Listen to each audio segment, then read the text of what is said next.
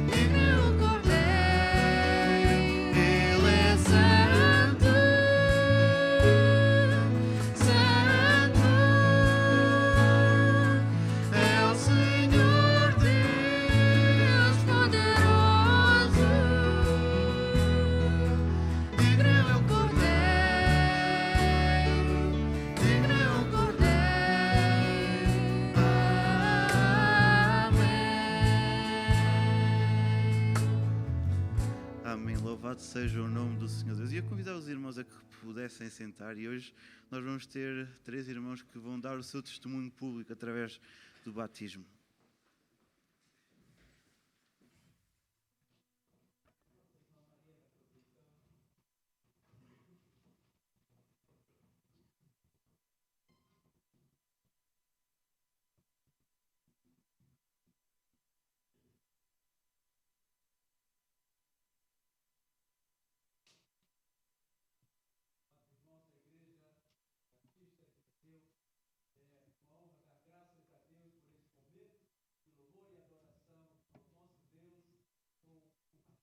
Almas que são alcançadas para o Senhor.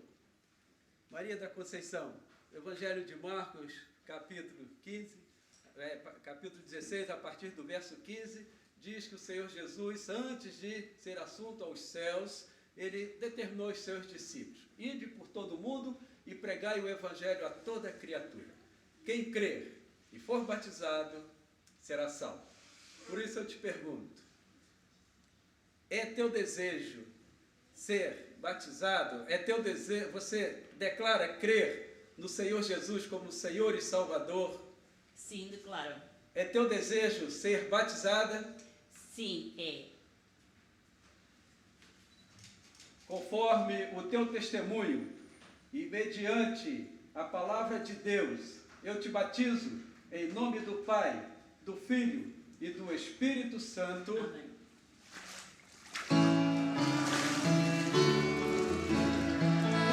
Obrigado a Deus, que foi feita a tua vontade neste lugar. O Senhor poderoso é o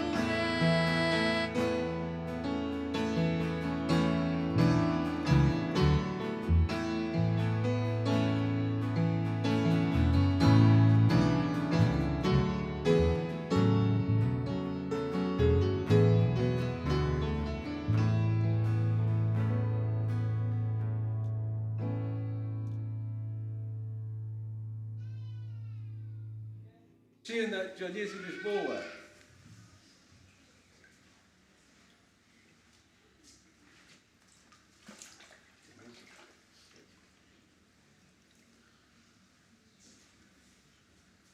Kelly Cristina, o Evangelho de Marcos, capítulo 16, do verso 15 em diante, diz que o Senhor Jesus chamou os seus discípulos e deu a seguinte ordem: ide por todo mundo e pregai o Evangelho a toda criatura. Quem crer e for batizado será salvo. Então, Kelly, eu te pergunto, você crê no Senhor Jesus como Senhor e Salvador? Sim. Kelly, é teu desejo ser batizada? Então, minha filha, chega cá. Então, Kelly, conforme o teu testemunho e conforme o que nos ordena a palavra de Deus, eu te batizo em nome do Pai, do Filho e do Espírito Santo.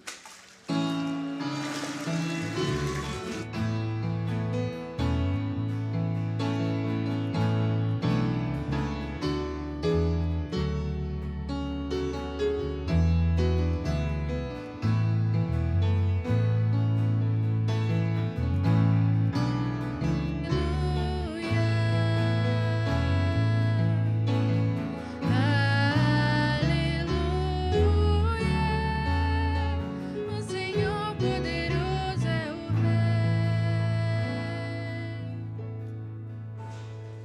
Fábio Lisboa Barbosa.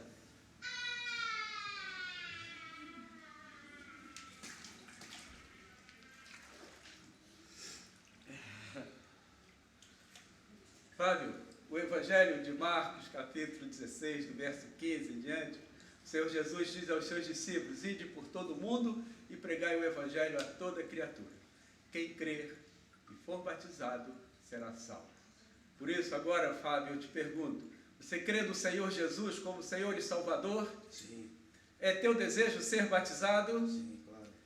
Então, amado irmão, atenção ao teu testemunho e o que manda a palavra de Deus. Eu te batizo em nome do Pai, do Filho e do Espírito Santo.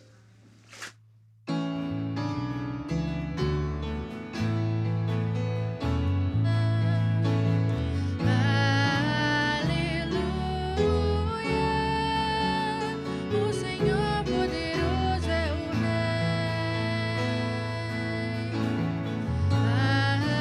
Aleluia,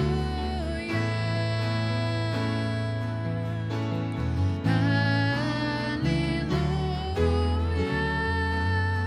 o Senhor poderoso é o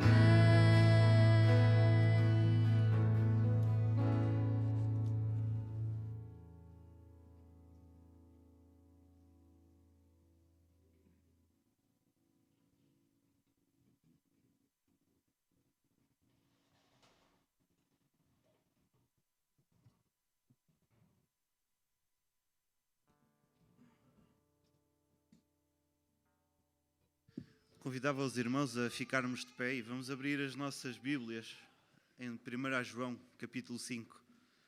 Primeiro livro de João, capítulo 5.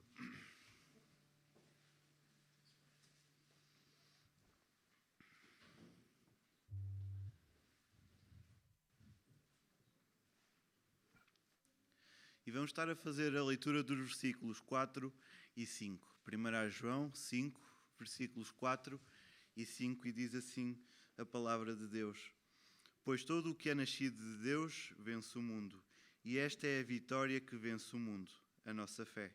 Quem vence o mundo, senão aquele que crê que Jesus é o Filho de Deus. Tremendo quando nós olhamos para a palavra de Deus e vemos que quem vence o mundo é aquele que tem o Filho de Deus, aquele que crê que Jesus Cristo é o único Senhor e Salvador da sua vida. Então o próximo canto que nós vamos cantar de pé, com alegria, com entusiasmo, diz exatamente isso: Deus enviou seu Filho ao mundo. E porque Ele vive, porque Jesus Cristo morreu, mas ressuscitou, porque Ele vive, então eu posso crer no amanhã. Vamos cultuar o nome do nosso Deus.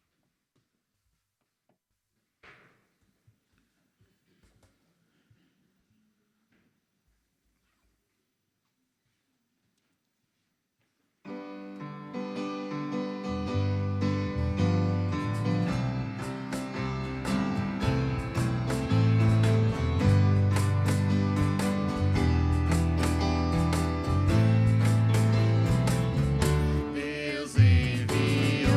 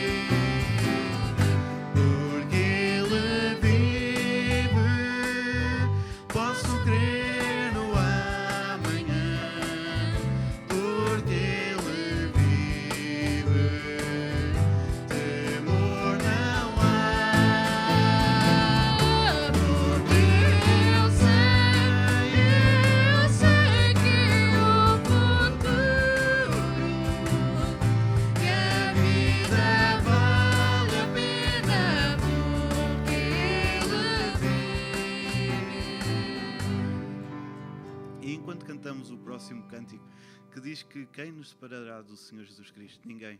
Porque com Jesus Cristo nós somos mais do que vencedores, nós temos uma esperança que não acaba, nós temos tudo aquilo que nós necessitamos para a nossa vida, nós temos um propósito firme e um propósito real para a nossa vida. E durante este cântico nós vamos estar a fazer a recolha dos dízimos e das ofertas. Aqui eu pedi a colaboração e a ajuda do irmão Lourenço e do irmão Rogério.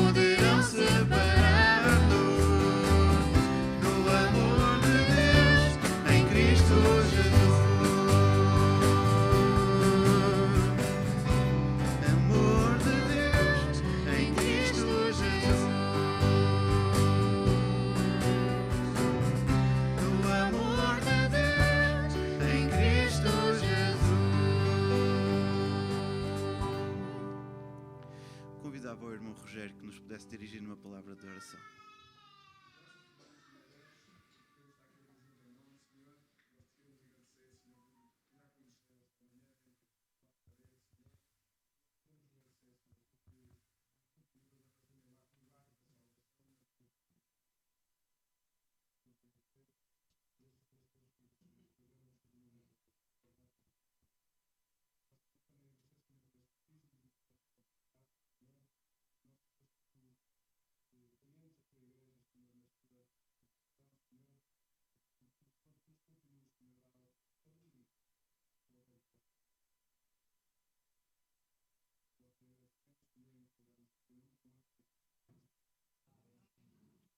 Os irmãos podem sentar-se.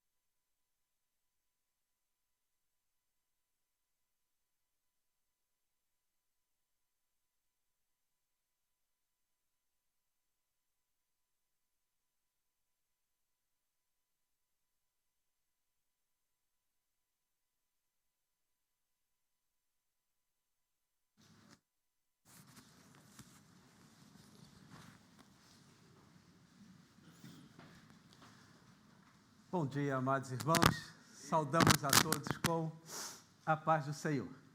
Eu olhando vocês assim, eu vejo que todos estão alegres e felizes com o Senhor, porque o Senhor tem sido fiel na sua palavra, como nós cremos, e o Senhor tem feito maravilhas. Imagine, então, a este pequeno pastor, este pequeno servo que trabalha para o Senhor. É um momento mesmo de muita alegria e muita gratidão a Deus por isso.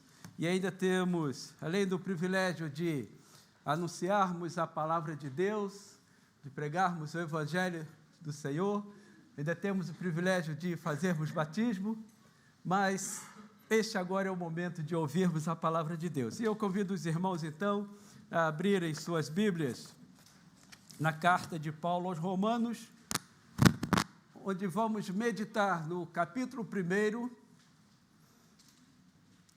versos 16 e 17. Carta de Paulo aos Romanos, capítulo 1, verso 16 e verso 17.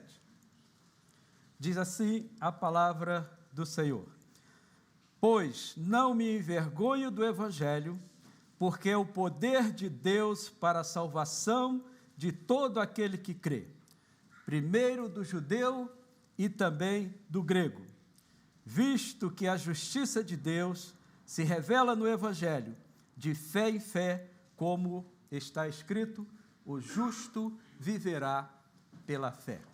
Vamos orar. Obrigado, Pai querido, pela Tua bondade, a Tua misericórdia, o Teu cuidado conosco, Senhor.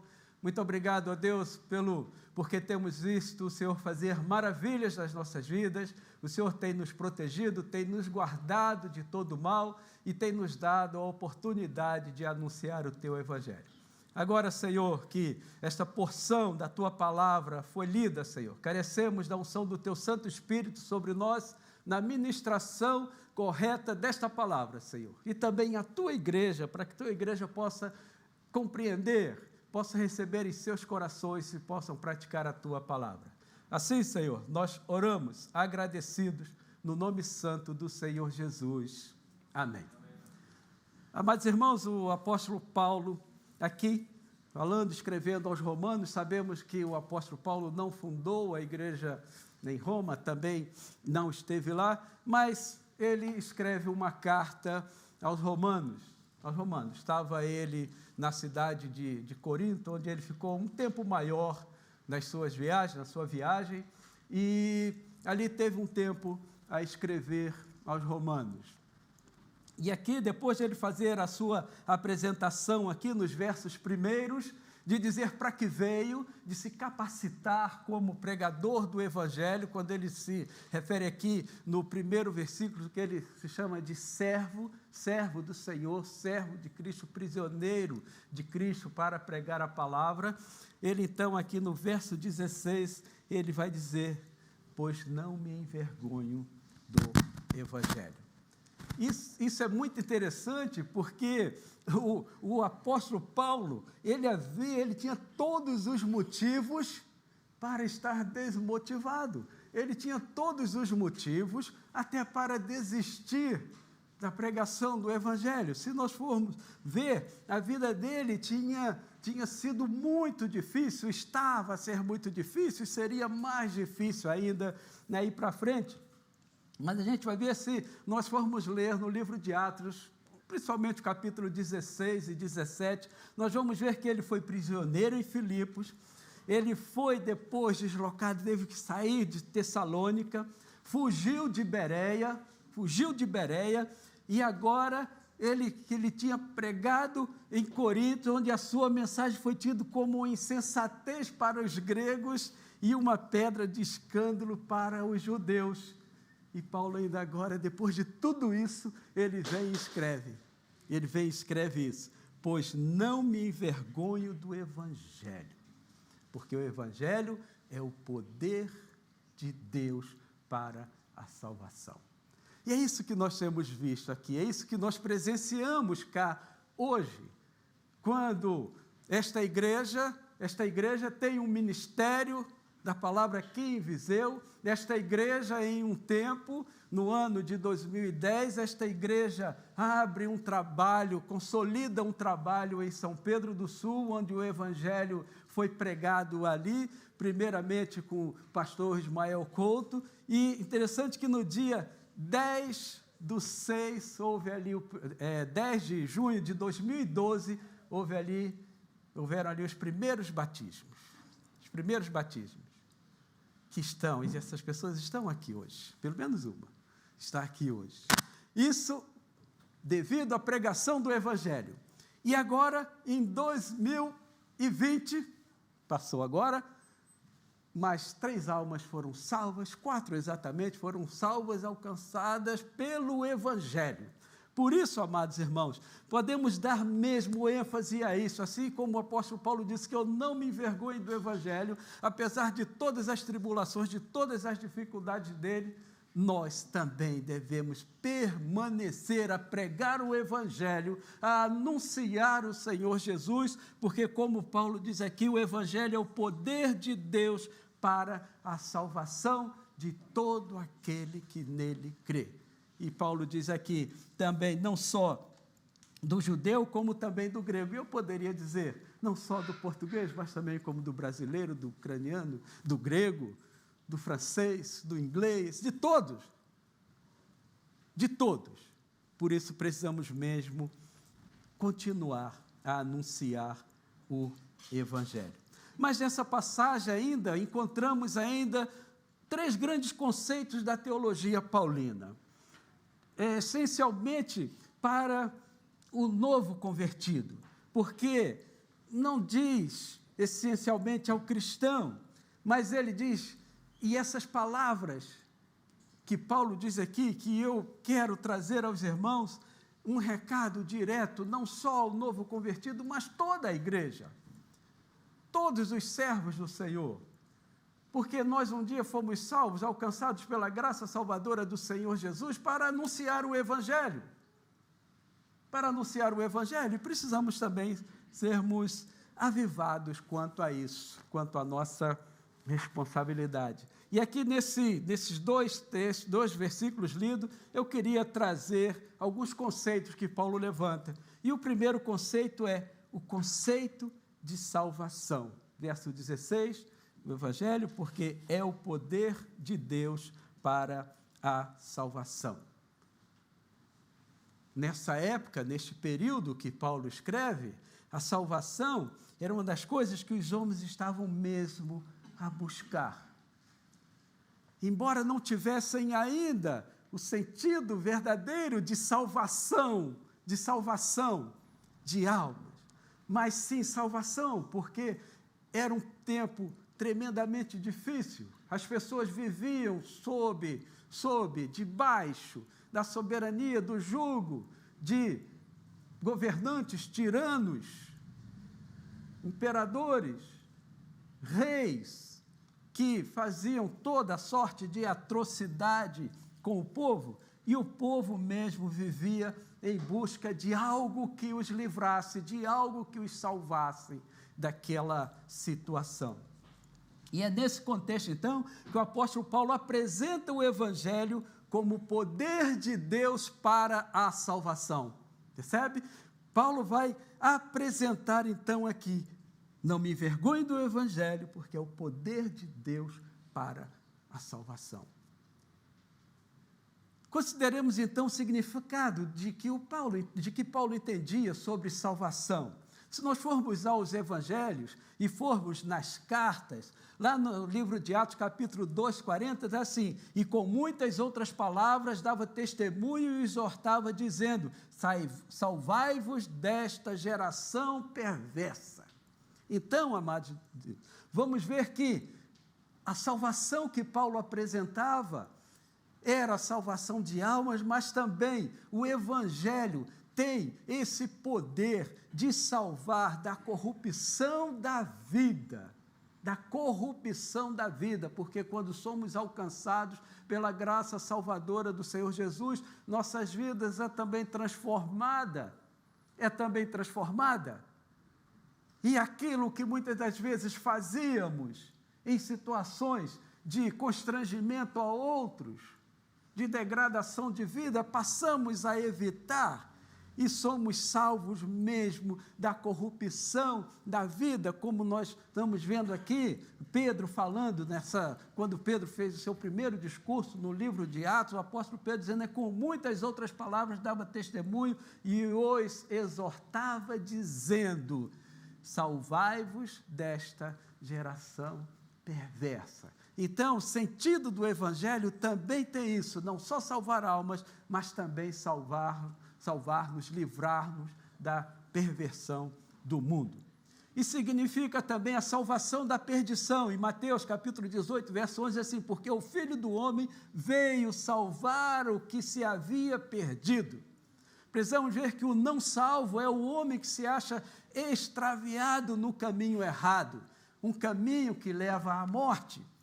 E o salvo é o homem que foi posto no caminho correto.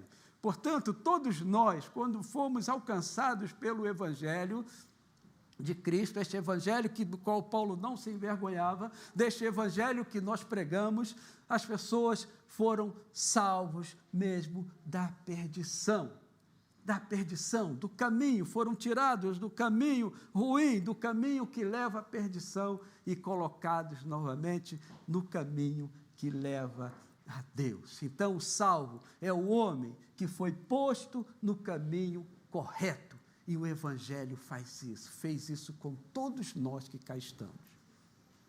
Com todos os 3 irmãos que foram hoje batizados.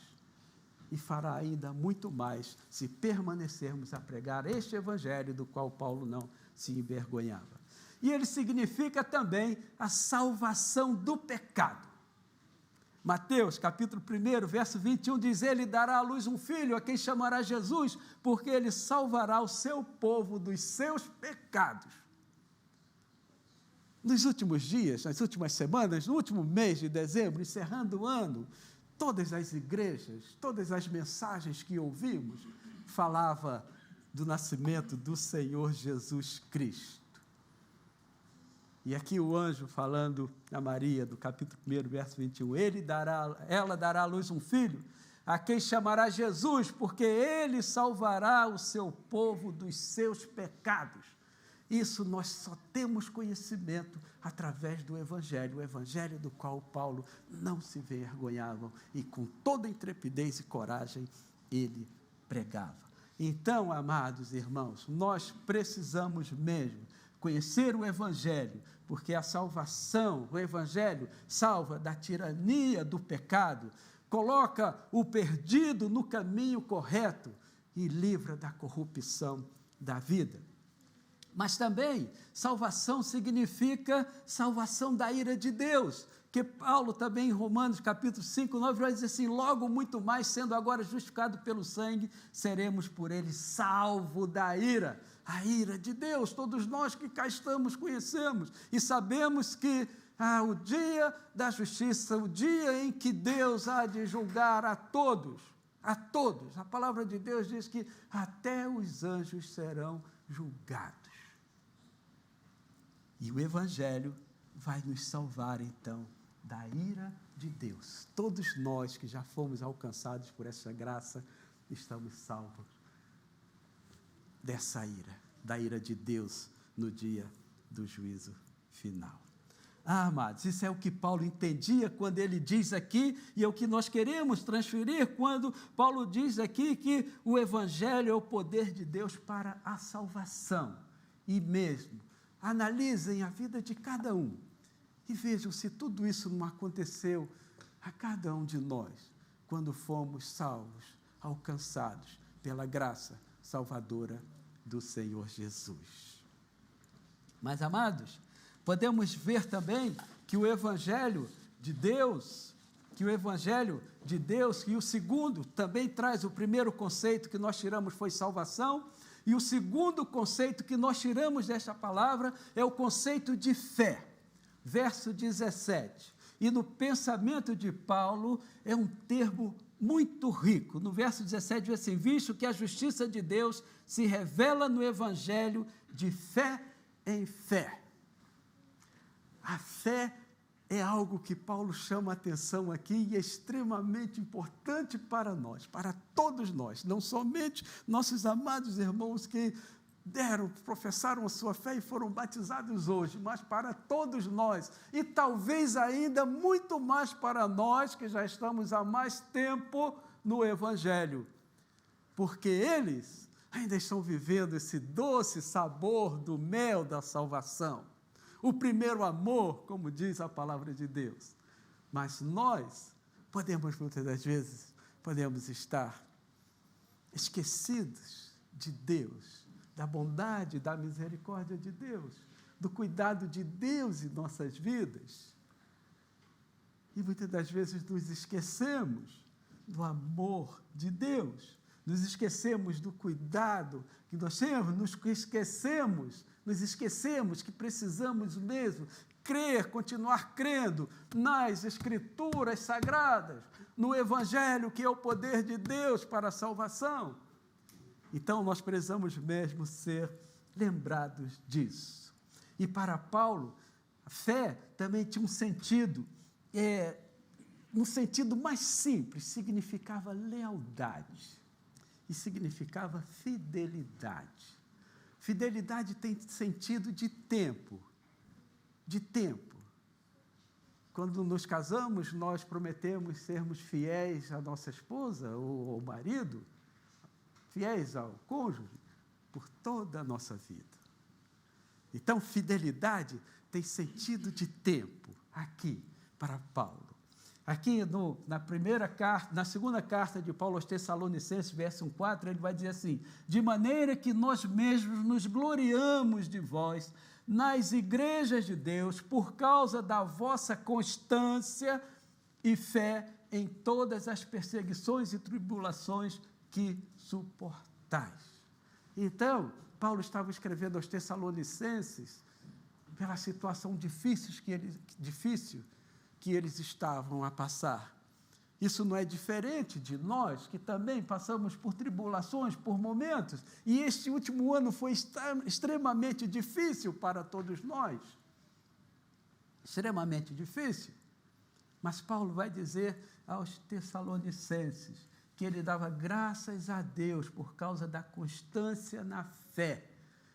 E o nosso recado, então, é que não venham as tribulações nos afastar de Deus, esfriar a nossa fé, aquilo que nós acreditamos, aquela alegria que tivemos quando fomos batizados. E eu, olhando por aqui, eu vejo que tem irmãos aqui que já tem muito tempo, né, irmão Jorge? Né? Então, muito tempo. Mas Paulo vai dizer da constância, da fé aos Tessalonicenses. E eu digo para vós também hoje, permaneçam fiéis à palavra de Deus, crendo no Evangelho, que é o poder de Deus para a salvação. Não podemos, o crente não pode nunca perder a fé.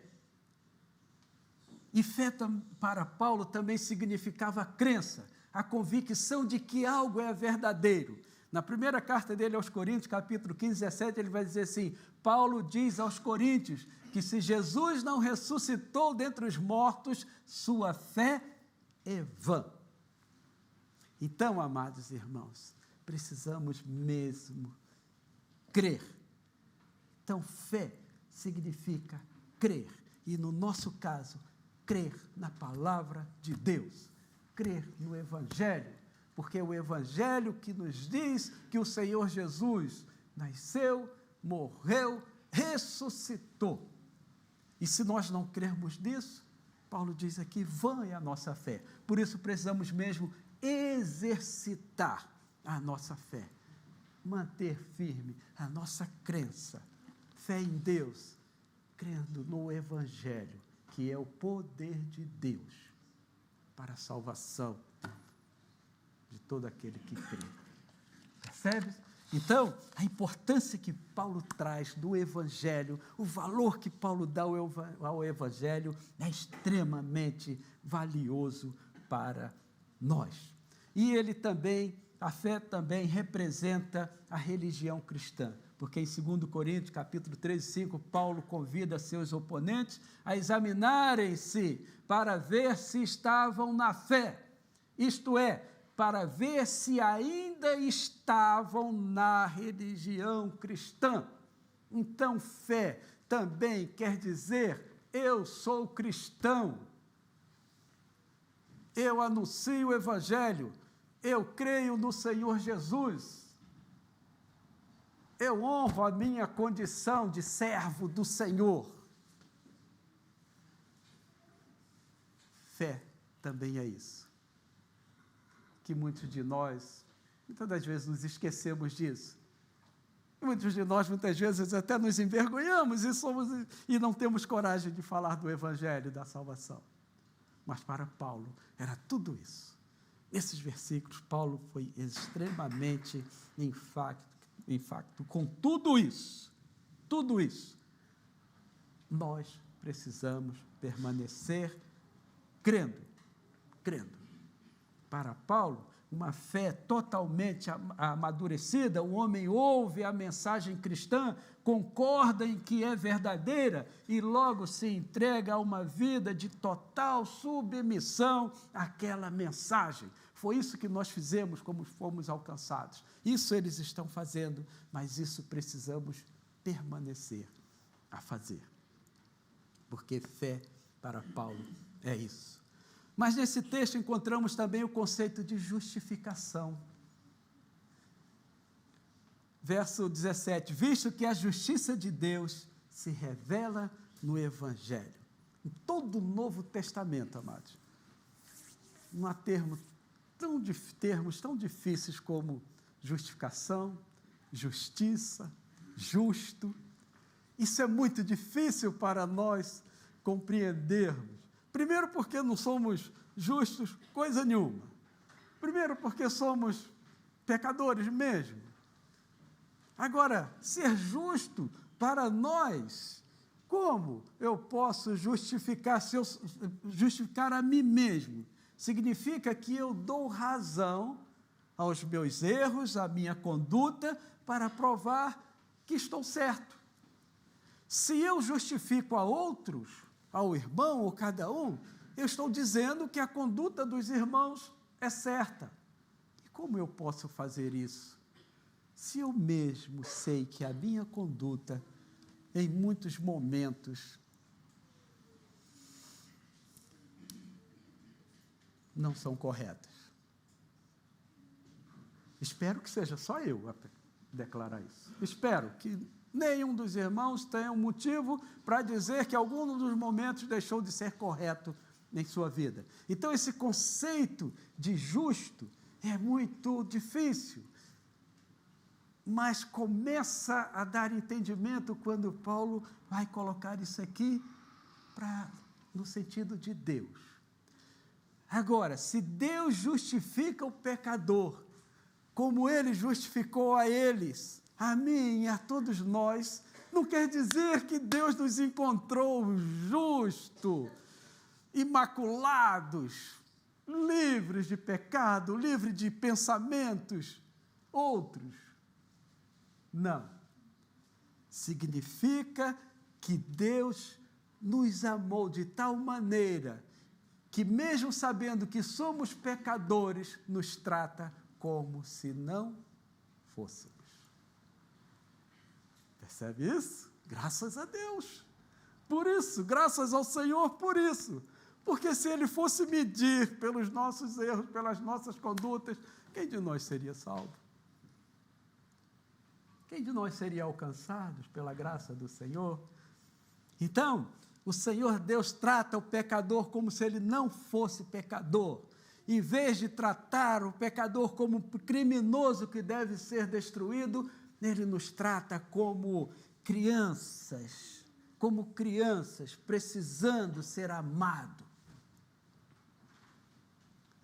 Como nós fazemos com os nossos filhos, que independente do que sejam, de como ajam, nós cuidamos deles. É assim que Deus faz com cada um de nós. Por isso o Senhor nos justifica. Isso significa que ser justificado é entrar em uma nova relação com Deus, uma relação de amor, confiança e amizade, intimidade espiritual. cada um de nós, vocês três que agora entram nesse sentido do amor de Deus, todos nós que já estamos há tanto tempo, o Senhor continua nos justificando, continua mesmo quando pecamos, nos arrependemos, pedimos perdão a Deus, Deus continua nos olhando como pecadores arrependidos. E precisamos mesmo disso. Amados irmãos, e para concluir a nossa palavra, lemos uma sentença bem compacta no verso 17. O justo viverá pela fé. O justo que Paulo está aqui a se referir não são aqueles santos aos olhos de todos, mas aqueles justos aos olhos de Deus. Todos nós somos justos aos olhos de Deus. Quando Paulo diz que o justo viverá pela fé, quer dizer que todos nós que fomos alcançados pela graça salvadora do Senhor Jesus através do evangelho que Paulo prega, nós precisamos viver pela fé.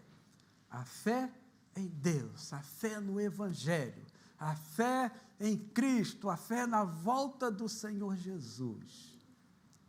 E continuar crendo que este evangelho precisa continuar a ser pregado para continuar a alcançar almas, muitas lá fora, que ainda precisam ser alcançadas. Portanto, amados, o justo viverá por fé. Essa é uma das grandes, das máximas do apóstolo Paulo na sua epístola aos Romanos. E ele já começa daqui.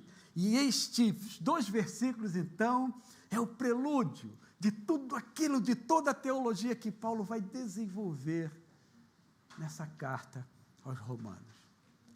Que possamos guardar isso em nossos corações. Nunca nos envergonharmos de anunciar o Evangelho. Fazermos por onde merecermos a salvação de Deus. Manter firme a nossa fé. Manter firme a nossa fé. Na certeza de que o amor de Deus tem nos justificado. E aí nós podemos declarar: sou cristão, sou de Cristo. E quiçá pudéssemos falar como o apóstolo Paulo: não me envergonhe do Evangelho, porque é o poder de Deus para a salvação de todo aquele que crê. Feche seus olhos, vamos orar. Obrigado, Pai querido, pelo teu cuidado, a tua misericórdia. Muito obrigado, ó Deus, porque o teu evangelho, Senhor, nos leva a olhar para o Senhor. O teu evangelho nos leva a conhecer o Senhor Jesus. O teu evangelho nos leva a conhecer o plano da salvação para o pecador. E o teu evangelho também alcançou os nossos corações e salvou as nossas almas da perdição, da ira de Deus, dando-nos a vida eterna e principalmente nos fazendo parecer justos aos olhos do Pai. Muito obrigado a Deus por tudo isso. Que o Senhor continue a derramar bênçãos sobre esta igreja. Que o Senhor continue a derramar, a aumentar a fé, a certeza da salvação a toda esta igreja e também aos novos convertidos que aqui estão, a saber, Conceição, Kelly e Fábio. Muito obrigado a Deus por tudo isso. Nós assim oramos, Senhor, agradecidos, no nome santo do Senhor Jesus. Amém. Amém.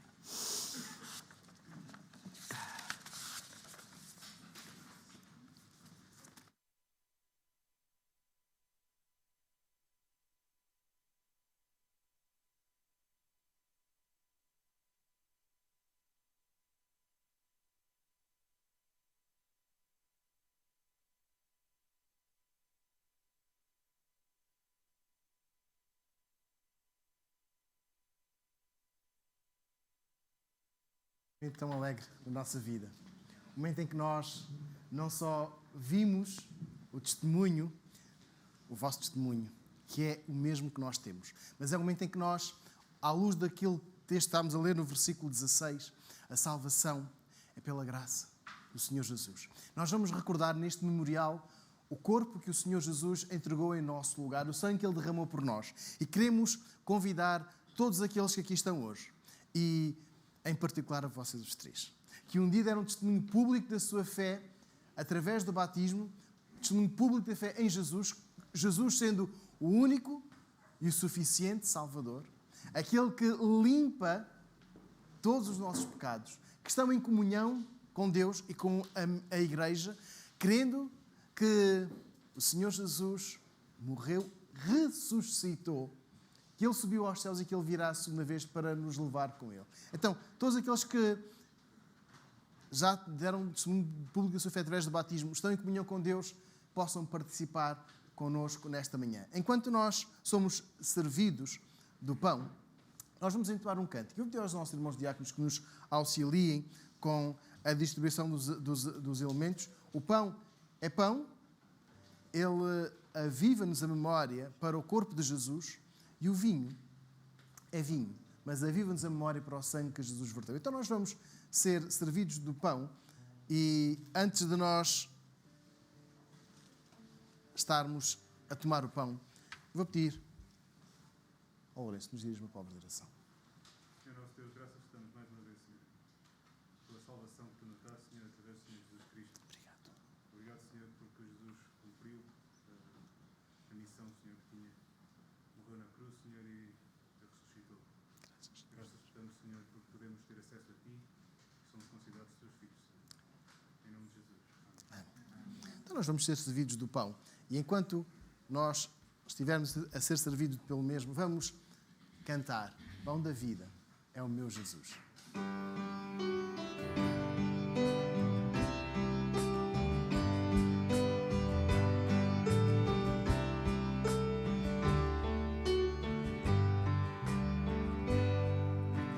Pão da vida, pão dos céus, pão de Deus é meu Jesus, pão que dá coração, alegria, paz e luz, pão que dá ao coração, alegria, paz e luz. Pão da vida, pão dos céus, pão de Deus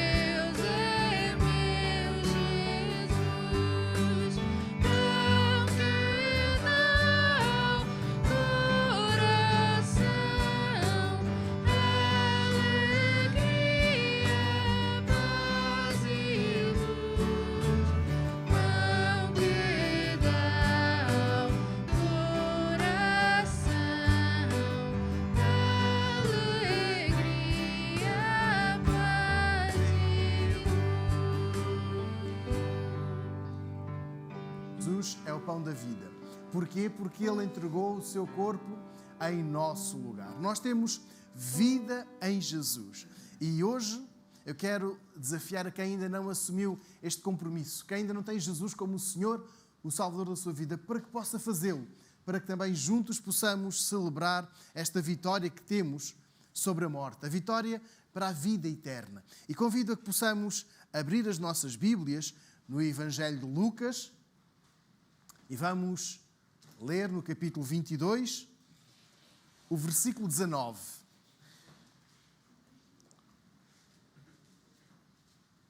O relato que temos é o seguinte, versículo 19. E tomando o pão e havendo dado graças, partiu e deu-lhe dizendo, isto é o meu corpo, que é dado por vós. Fazei isto em memória de mim. Em memória do Senhor Jesus, tomemos juntos o pão.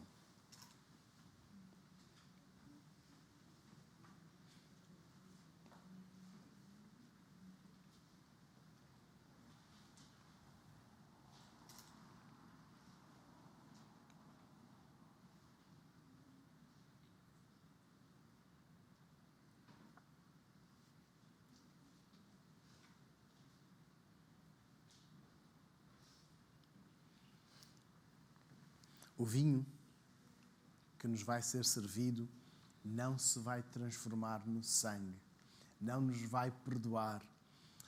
Este sangue já foi derramado de uma vez para sempre pelo Senhor Jesus. Eu convido o nosso irmão Salva que nos dirija uma palavra de oração antes de sermos servidos com os cálices.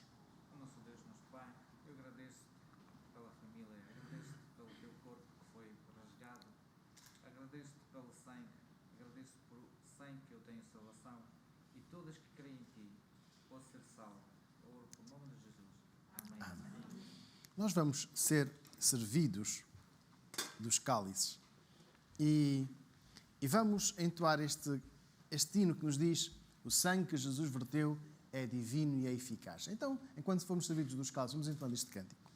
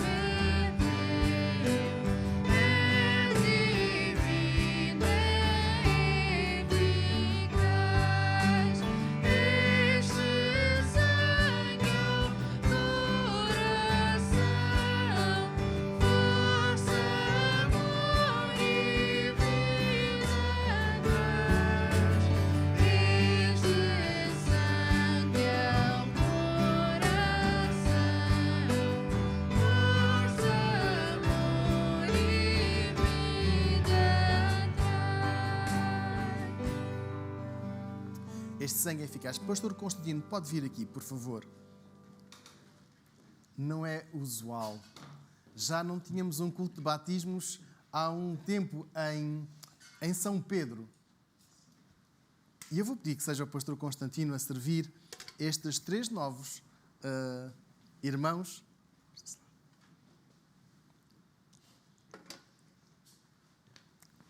Faça favor.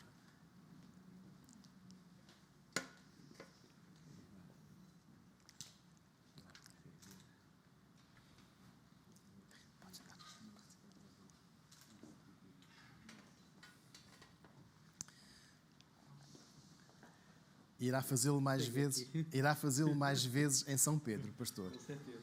Mas hoje, e olhando para aquilo que tem sido o testemunho da igreja em São Pedro do Sul, tivemos diversos obreiros, diversos irmãos que lá serviram. E o pastor Constantino hoje tem a oportunidade de servir estes 3 novos membros da igreja. Com este memorial, nós estamos a dizer que acreditamos que o sangue de Jesus nos limpa de todo o pecado. Vamos ler em Lucas, no capítulo 22, e vamos ler agora o versículo 20. Diz assim: semelhantemente, depois da ceia, tomou o cálice, dizendo: este cálice é o novo pacto no meu sangue, que é derramado por vós. Em memória do Senhor Jesus, tomemos juntos o cálice.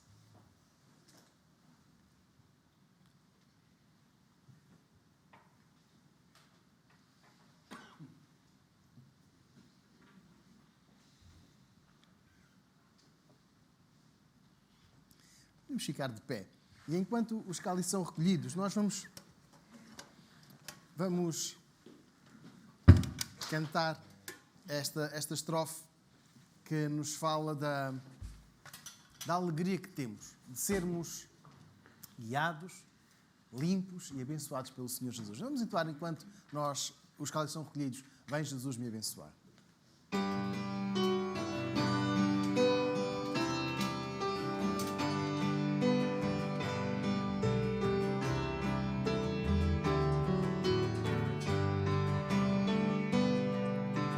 Vem Jesus me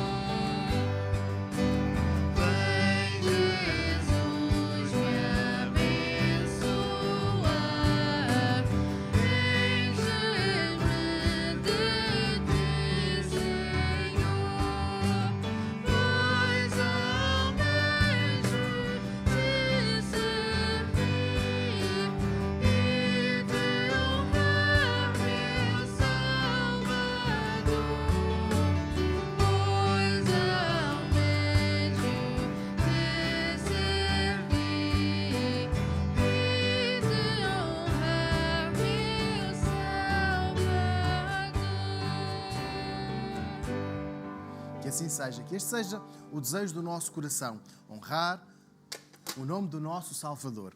E vou pedir ao pastor Constantino que nos despeça. Em oração.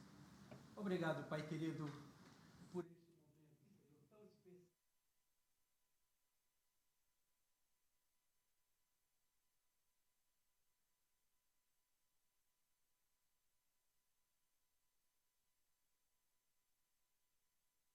Teu Filho É verdade, amado, Pai. o Senhor Jesus, nosso Salvador.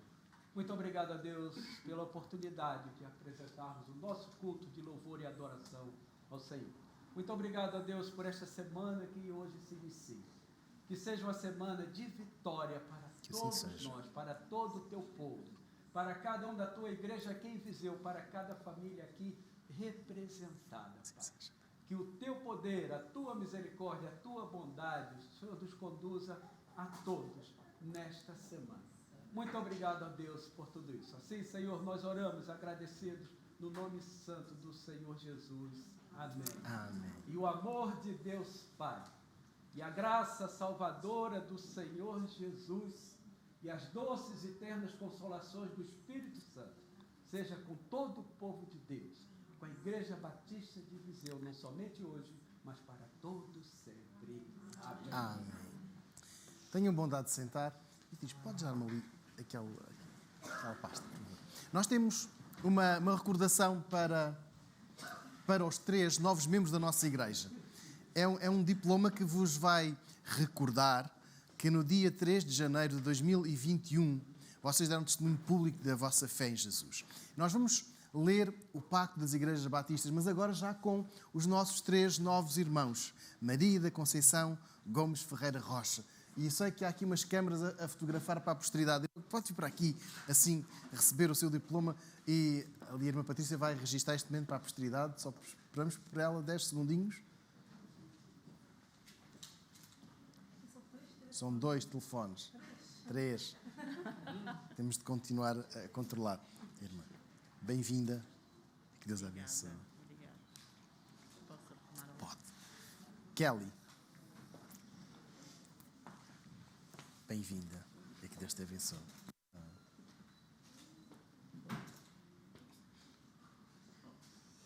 Mais perto, pastor. Obrigado, Kelly. Fábio, bem-vindo. E que Deus abençoe ricamente. Está bem? Eu vou pedir que possamos ficar de pé. E com toda a alegria, vamos ler este documento. É o documento que caracteriza também um compromisso que assumimos.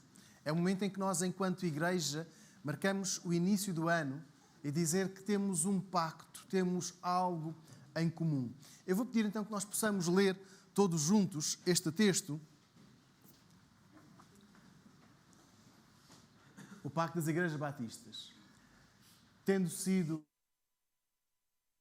santo a aceitar Jesus Cristo como único e suficiente Salvador, e batizados, sob profissão de fé, em nome do Pai, do Filho e do Espírito Santo, decidimos, unânimes, como um corpo em Cristo, firmar solene e alegremente na presença de Deus e desta congregação o seguinte pacto. Comprometemo-nos a, auxiliados pelo Espírito Santo, andar sempre unidos no amor cristão, trabalhar para que esta igreja cresça no conhecimento da palavra, na santidade, no conforto mútuo e na espiritualidade, manter os seus cultos, as suas doutrinas, as suas ordenanças e a sua disciplina, contribuir liberalmente para o sustento do ministério, para as despesas da Igreja, para o auxílio dos pobres e para a proclamação do Evangelho em todas as nações. Comprometemo-nos também a manter uma devoção particular, a evitar e condenar todos os vícios, a educar religiosamente os nossos filhos, a procurar a salvação de todos, a começar pelos nossos parentes, amigos e conhecidos, a ser corretos em nossas transações, fiéis em nossos compromissos, exemplares em nossa conduta e ser diligentes nos trabalhos seculares, evitar a detração, a difamação e a ira, sempre e em tudo visando a expansão do reino do nosso Salvador. Além disso, comprometemo-nos a ter cuidado uns dos outros, a lembrarmos-nos uns dos outros nas orações, a ajudarmos-nos mutuamente nas enfermidades e necessidades, a cultivar relações francas e a delicadeza no trato, a não sentir logo as ofensas, mas a estar sempre prontos a perdoá-las, a buscar, quando possível, a paz com todos os homens e a procurar pressurosamente conhecer e observar a vontade do nosso Salvador e Senhor. Finalmente, comprometemo-nos a, quando saímos desta localidade para outra, unirmos-nos a uma outra igreja da mesma fé e ordem, em que possamos observar os princípios da Palavra de Deus e o espírito deste pacto. O Senhor nos abençoe e nos proteja para que sejamos fiéis e sinceros até à morte. Amém. Vamos, sentados, escutar o poslúdio, ficar em conversa individual com o nosso Deus. Vamos, no final, não abraçar-vos, mas desejar-vos que Deus muito vos abençoe e estar disponíveis para vos ajudar em tudo. Então, enquanto escutarmos o poslúdio, vamos ficar em oração silenciosa individual com o nosso Deus.